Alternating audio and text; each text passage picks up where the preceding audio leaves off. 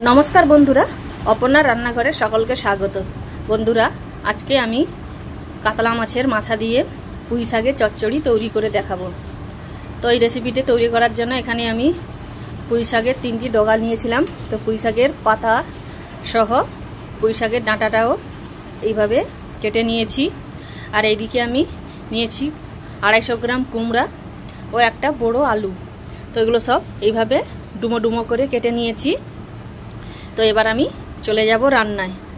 तो एखाने ओभेने कड़ा बसिए सरसा तेल दिए दिएछि। तेलटा एखाने आमार गरम हये गेছে। तो आगे থেকে तो माछेर माथाते आमी নুন হলুদ মাখিয়ে রেখে দিয়েছিলাম। तो এই মাছের মাথাটা এই তেলের মধ্যে ভেজে নেব। তো মাছটা এখানে আমি লাল করে ভেজে নিয়েছি। এবার এদিকে একটা বলে তুলে নেব। মাছটা তুলে নেবার পর এবার এই তেলের মধ্যে দিয়ে দেব 1 চামচ 5 ফোড়ন, তেজপাতা ও শুকনো লঙ্কা।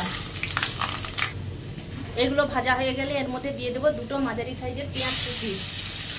দিয়ে পেঁয়াজটা তেলের সঙ্গে ভালো করে ভেজে নেব।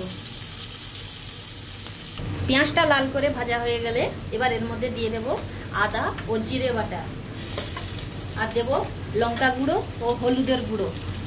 সব কিছু দেওয়া হয়ে গেলে সামান্য একটু জল দিয়ে মশলাটা তেলের সঙ্গে ভালো করে একটু কষিয়ে নেব। সমস্ত মশলা ভালো করে তেলের সঙ্গে কষিয়ে নেবার পর এবার এর মধ্যে মাছের মাথাগুলো দিয়ে দেব।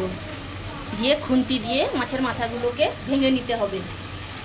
খুন্তির সাহায্যে মাছের মাথাগুলো ভেঙে নেবার পর এবার এর মধ্যে দিয়ে দেব সানরাইজের শাহি গরম মশলার গুঁড়ো 4 ভাগের 1 ভাগ চামচ। দিয়ে একটু নাড়াচাড়া করে নেব। তো সব কিছু ভালো করে কষিয়ে নেবার পর এবার এর মধ্যে পুঁই শাক, কুমড়ো ও আলু এর মধ্যে এবার দিয়ে দেব। আপনারা চাইলে কুমড়ো ও আলুটা তেলের মধ্যে ভেজে নিতে পারেন। এবার এর মধ্যে দিয়ে দেব স্বাদ মতো নুন ও চিনি। নুন ও চিনি দিয়ে ভালো করে নাড়াচাড়া করে নেবার পর এবার এদিকে একটা ঢাকনা দিয়ে ঢাকিয়ে দেব। মাঝে মাঝে ঢাকনা খুলে একটু নাড়াচাড়া করে দিতে হবে।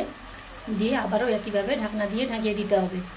তো কিছুক্ষণ নাড়াচাড়া করার পর যখন জলটা প্রায় শুকিয়ে যাবে তখন এতে অল্প পরিমাণ জল দিয়ে ডাঁটা আলু কুমড়োটা সেদ্ধ করে নেব।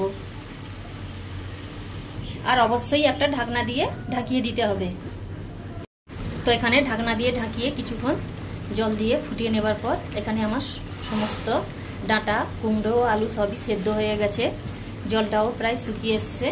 তো এবার আমি উপর থেকে ছড়িয়ে দেব 1 চামচ ধনে ও জিরে গুঁড়ো। জিরে গুঁড়ো দেওয়ার পর এটাকে একটু নাড়াচাড়া করে এবার গ্যাসের ফ্লেমটা বন্ধ করে দেব। তো তৈরি হয়ে গেল আমার মাছের মাথা দিয়ে পুঁই শাকের চচ্চড়ি। তো আপনারাও এইভাবে বাড়িতে বানিয়ে ফেলুন। কেমন হলো তা অবশ্যই কমেন্ট করে জানাবেন। সেই সঙ্গে আমার এই রেসিপি যদি আপনাদের ভালো লাগে অবশ্যই লাইক শেয়ার করে আমার পাশে থাকবেন। আর আমার এই চ্যানেলটিকে ফলো ও সাবস্ক্রাইব করতে একদমই ভুলবেন না। তো আজকে এই পর্যন্ত। পরের দিন আবার নতুন কোনো রেসিপি নিয়ে চলে আসবো। সবাই ভালো থাকবেন। ধন্যবাদ।